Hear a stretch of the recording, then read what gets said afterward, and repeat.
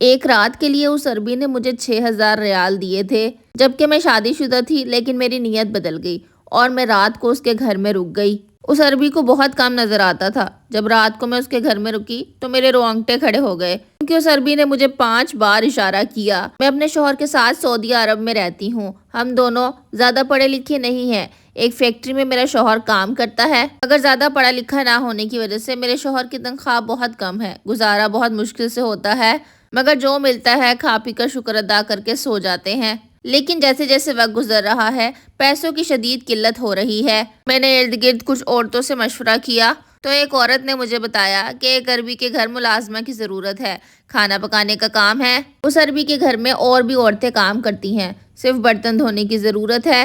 مجھے یہ کام بہت آسان لگا، لیکن عربی کے گھر جاتے ہوئے ڈر رہی تھی۔ پھر اس عورت نے مجھے بتایا کہ وہ عربی اندھا ہے، وہ سارا دن صوفے میں بیٹھا رہتا ہے اور اس کی بیگم مر چکی ہے۔ اب اس کی عمر بھی کافی ہو گئی ہے۔ دوسرا، اب اس سے کون ہی شادی کرے گا؟ آگے تمہاری مرضی ہے۔ اگلے دن میں اس عورت کے پاس گئی اور میں نے اسے کہا کہ چلو عربی کے گھر چلتے ہیں۔ عربی تو بہت اچھا انسان تھا، اس نے میری تنخواہ بھی اچھی رکھی۔ جب میں نے شوہر کو آ کر اپنی ساری بات سنائی اور تنخواہ کا بتایا تو وہ بھی بڑے خوش ہو گئے۔ آج میرے کام کا پہلا دن تھا۔ میں اپنے گھر کے سارے کام کر کے فارغ ہو کر عربی کے گھر چلی گئی۔ میں نے دیکھا عربی کی ایک چھوٹی سی بیٹی ہے جس کی عمر تقریباً 10 سال ہوگی۔ میں نے دیکھا گھر کی باقی ملازمہ اس پر تھوڑی ہی توجہ دیتی ہیں، اور ویسے بھی پرائی اولاد پر کون ہی توجہ دیتا ہے۔ میں نے اس کے گھر کے حالات دیکھتے ہوئے اس کے گھر کی ساری ذمہ داری اٹھا لی۔ مجھے عربی پر اور اس کی بیٹی پر بہت زیادہ ترس آتا تھا۔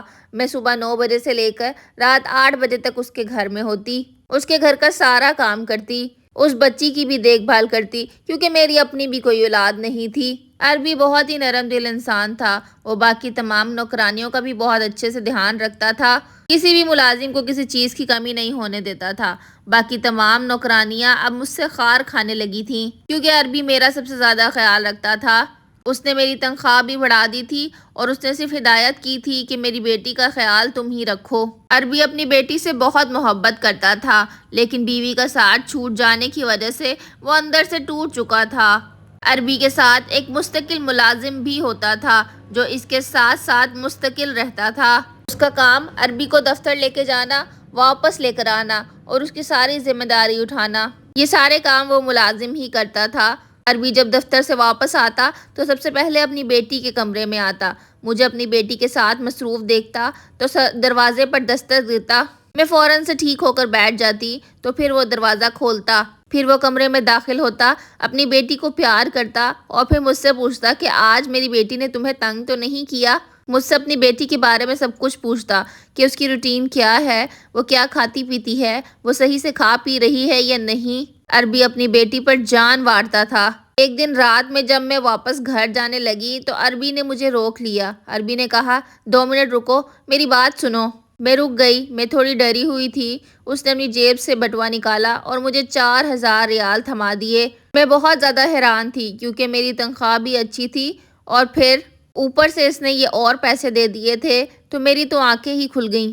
اتنی اچھی تنخواہ ہونے کے باوجود اس نے مجھے اور پیسے دیے تھے۔ پیسے دینے کے بعد اس نے مجھے کہا کہ تم بہت اچھی عورت ہو، تم میری بچی کا بہت زیادہ خیال رکھتی ہو، لو یہ پیسے لے لو، تمہارے کام آئیں گے۔ میں نے اسے کہا مجھے ان پیسوں کی ضرورت نہیں ہے، آپ اپنے پاس رکھیں۔ وہ ہلکا سا مسکرایا اور پھر بولا پیسوں کی ضرورت کس کو نہیں ہوتی، تم یہ رکھ لو، میں اپنی خوشی سے دے رہا ہوں۔ پھر کیا تھا، میں بھی خوش ہو گئی، مجھے لگا مفت کے پیسے مل رہے ہیں، رکھ ہی لیتی ہوں۔ میں نے چپ کر کے وہ پیسے اپنے پرس میں رکھ لیے۔ اب میں دوبارہ دروازے کی طرف جانے لگی تھی، اس نے مجھے پھر سے روک لیا۔ میں دوبارہ سے ڈر گئی، میں نے کہا واپس تو نہیں لے لے گا؟ پھر عربی مجھے کہتا کہ باقی ملازمین سے اس کا ذکر مت کرنا ورنہ وہ تم سے خار کھائیں گے۔ اس رات میں بڑی بے چین تھی، مجھے بار بار خیال آ رہا تھا کہ آخر عربی نے یہ پیسے مجھے کیوں دیے ہوں گے، کہ شاید اس وجہ سے کہ میں اس کی بیٹی کا زیادہ دھیان رکھتی ہوں۔ میں عجیب عجیب خیالوں میں گم تھی۔ اس کے بعد 2-3 بار ایسا ہوا کہ عربی نے مجھے مزید پیسے آفر کیے، مگر میں نے انکار کر دیا۔ میں نے کہا میں اچھی تنخواہ لیتی ہوں، اپنے کام وقت پر کر رہی ہوں، مجھے آپ کے ان پیسوں کی ضرورت نہیں ہے۔ عربی نے کہا پیسوں کی ضرورت تو ہر کسی کو ہی ہوتی ہے، مگر میں نے عربی سے پیسے نہ لیے۔ ایک دن اچانک عربی کی بیٹی کی طبیعت خراب ہو گئی اور وہ بخار میں تپ رہی تھی۔ میں جب وہاں پہنچی تو عربی آفس نہیں گیا تھا، وہ اپنی بیٹی کے پاس ہی بیٹھا تھا۔ اس نے مجھے کہا کہ آپ اتنی دیر سے آتی ہیں؟ دیکھیں میری بیٹی کو بخار ہے، آپ نے آج کوئی اور کام نہیں کرنا، صرف اسی کے پاس رہنا ہے اور اس کا خیال رکھنا ہے۔ میں پورا دن اس بچی کے پاس بیٹھی رہی، میں نے گھر کا اور کوئی کام نہ کیا۔ کبھی بچی کو دوا پلاتی، کبھی نرم غذا بنا کر دیتی، کبھی اس کو سلاتی، کبھی اس کی پٹیاں بدلتی۔ رات ہوئی تو میں واپس گھر جانے لگی۔ عربی نے مجھے کہا آج رات میری بیٹی کو آپ کی ضرورت ہے، اگر آپ رک جائیں تو مناسب ہوگا۔ میں نے عربی کو کہا میں کیسے گھر نہ جاؤں، میرا شوہر 9 بجے واپس آ جاتا ہے، مجھے اس کو بھی تو دیکھنا ہوتا ہے، میں نے اس کو بھی تو کھانا دینا ہوتا ہے۔ اس نے مجھے کہا کہ آپ شادی شدہ ہیں؟ جب میں نے اسے بتایا ہاں میں شادی شدہ ہوں تو اس کے چہرے کے رنگ اڑ گئے۔ پھر اس نے مجھے کہا آپ اپنے شوہر سے اجازت مانگ لیں، ان کو فون کر لیں۔ میں نے کہا اچھا ٹھیک ہے، میں اس سے بات کر لیتی ہوں۔ میں نے اپنے شوہر کو فون کیا اور شوہر کو سب کچھ بتا دیا۔ میرا شوہر بہت اچھا تھا، اس نے مجھے کہا کوئی بات نہیں، آج رات تم بچی کے پاس رک جاؤ، میں اپنے کھانے پینے کا بندوبست کر لوں گا۔ اگلے دن بچی کی حالت تھوڑی سنبھل گئی تھی۔ عربی بہت خوش ہوا، اس نے مجھے پھر پیسے دینا چاہے لیکن میں نے انکار کر دیا۔ اس نے مجھے کہا کہ آپ نے بڑے مشکل وقت میں میری بچی کا ساتھ دیا ہے، ان پیسوں پہ آپ کا حق بنتا ہے، مگر میں وہاں سے نکل گئی، مجھے ان پیسوں کی ضرورت نہیں تھی۔ میں نے عربی کو یہ کہہ دیا تھا کہ آپ میری ممتا کو ان پیسوں سے کیوں تولتے ہیں؟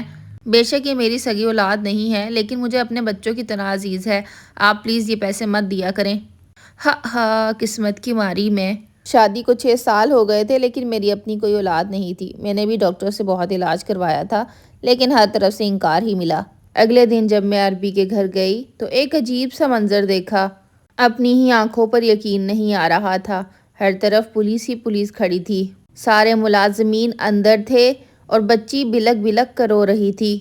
پوچھنے پر معلوم ہوا کہ رات کو عربی کا ایکسیڈنٹ ہو گیا تھا۔ رات کو بہت زیادہ بارش کی وجہ سے ان کی گاڑی کے سامنے ایک عورت آ گئی جس سے اس کا ایکسیڈنٹ ہوا اور اتنا برا ایکسیڈنٹ ہوا کہ اس میں عربی کی موت ہو گئی۔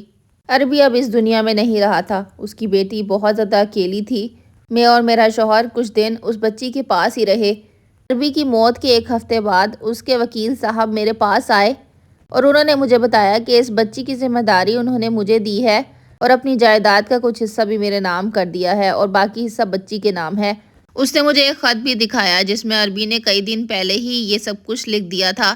اس خط میں یہ بھی لکھا تھا کہ پلیز میری بچی کو اکیلا مت چھوڑنا، تم اسے اپنے پاس ہی رکھنا۔ میری آنکھوں میں آنسو آ گئے۔ میں نے اور میرے شوہر نے یہ فیصلہ کیا کہ اب ہم اسی گھر میں رہیں گے۔ اللہ نے مجھے اولاد کی شکل میں بہت ہی پیاری سی بیٹی سے نواز دیا۔ قدرت ایسے ہی اپنے رنگ دکھاتی ہے جو انسانی عقل سے بہت ہی زیادہ بہتر ہوتے ہیں۔ آپ کو یہ ویڈیو کیسی لگی ضرور بتائیے گا اور اپنی کوئی کہانی ہو تو کمنٹ باکس میں ضرور شیئر کیجیے گا۔ کہیں آپ سے میرا یہ چینل گم نہ ہو جائے اس لیے اس کو سبسکرائب بھی کر لیں۔ ملوں گی اپنی نیکسٹ ویڈیو میں۔ اللہ حافظ۔